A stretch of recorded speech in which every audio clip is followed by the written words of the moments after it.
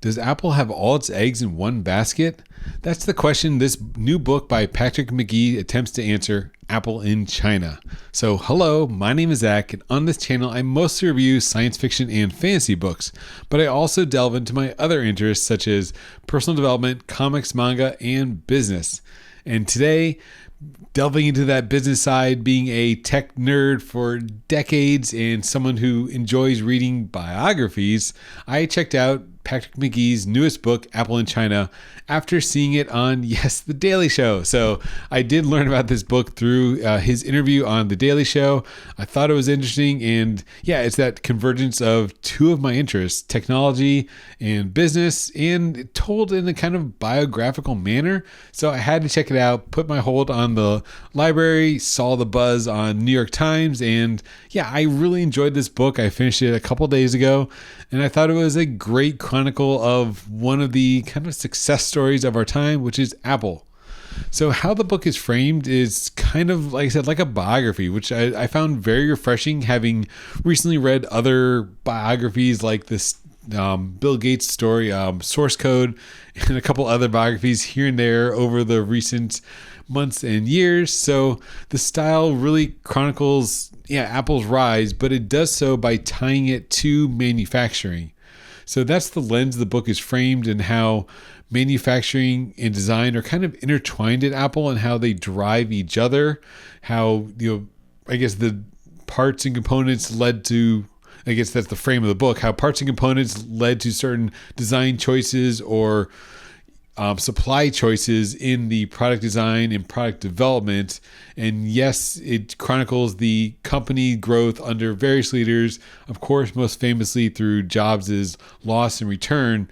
But it also talks about, again, through the supply chain side. So during this time, during kind of the first rise of Apple, how things were created in, I guess they talk about like sweatshops. It was, these old original computers were put together in people's apartments and garages, and how the initial supply chain was very global and spread out all over the world. And those challenges back in those days, I think it was like the 80s and 90s, where it was a global supply chain at the time.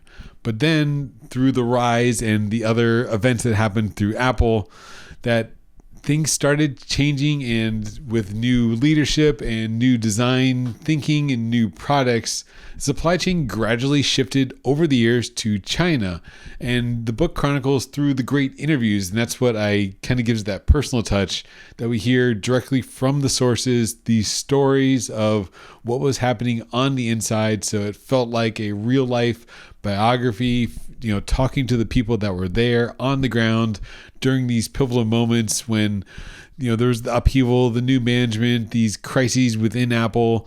And then at the same time, the supply chain was slowly shifting to China with the rise of China and the advantages that gave Apple at the time.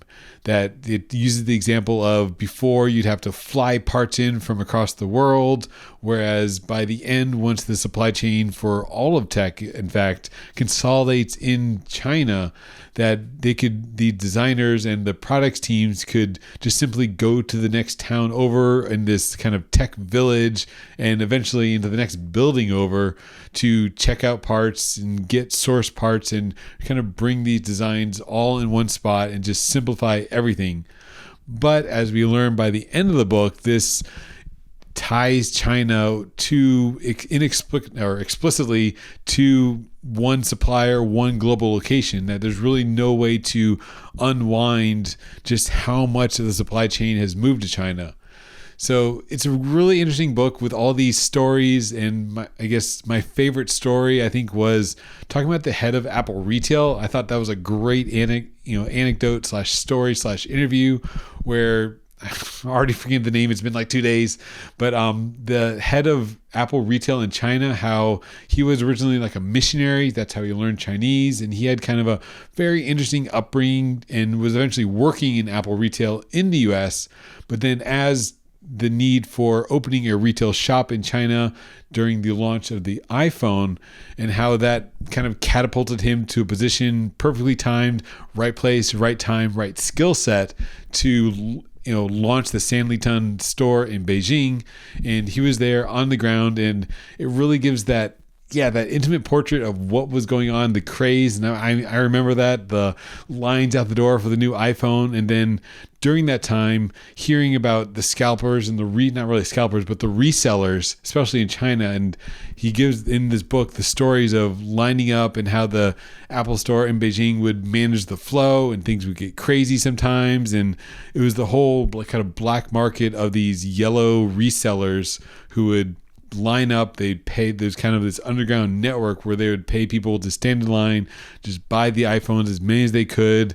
The Apple store employees would have exact change because they would buy it and then just resell it to the like gray market of off-brand Apple stores. And then again, how Apple was eventually combating this and how they were kind of tied to the success of this China like retail experience. And initially they kind of underestimated what the demand would be, because the iPhone was an aspirational product and it was aimed at the upper middle class. But through the interviews, we hear that just it became that status symbol that we know.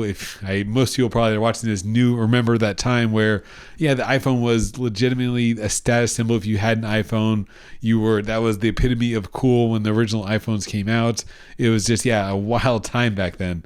So yeah, these stories also again weaves in other stories about China and kind of multiculturalism even, because the example with the head of Apple retail, it goes into talking about the Chinese concept of face in Guangxi, where that he kind of got himself arrested over this event that happened in the line, and Steve Jobs was furious. He wanted him fired, but the Apple retail guy, knew that this was a way to save face for the government, that he would kind of take the licks and put on that public face of apology and be in the news, because that's what the culture demanded, for kind of retribution for the actions for the person who got hurt by being pushed in line. And yeah, it was this kind of disconnect of what Cupertino was thinking versus what China was thinking and what they need, and how there was a bit of a disconnect at first when Apple kind of underestimated Chinese market and Chinese mentality for doing business.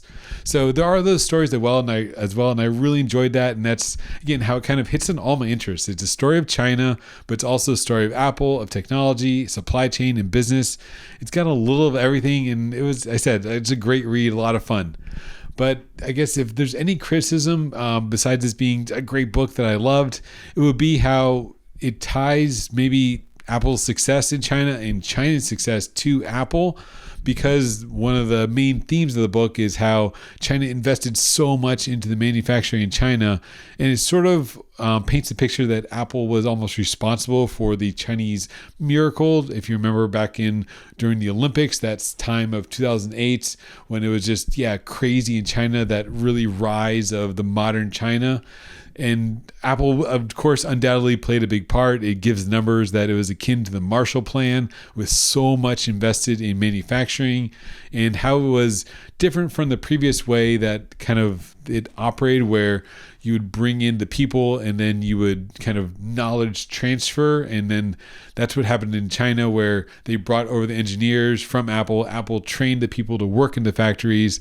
They gained that expertise, and then they took that expertise and spun off into the Huawei's and their other rivals. And it kind of, Apple created their own rivals by teaching the local populace how to do it the Apple way. So yeah, it was a very fascinating story. I don't want to spoil all the great stories in here, but in this also maybe a slight negative, that if you know some of these stories, it's not new stories.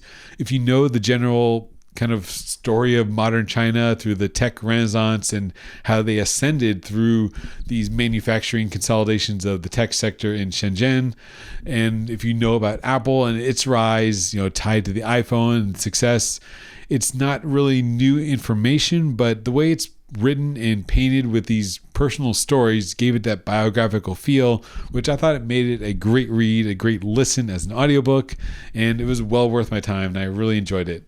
So I highly recommend, if you're interested in those topics of supply chain, business, Apple, and China, that I think you'll like Apple in China by Patrick McGee. So do check it out. I would give it probably like a 4 out of 5.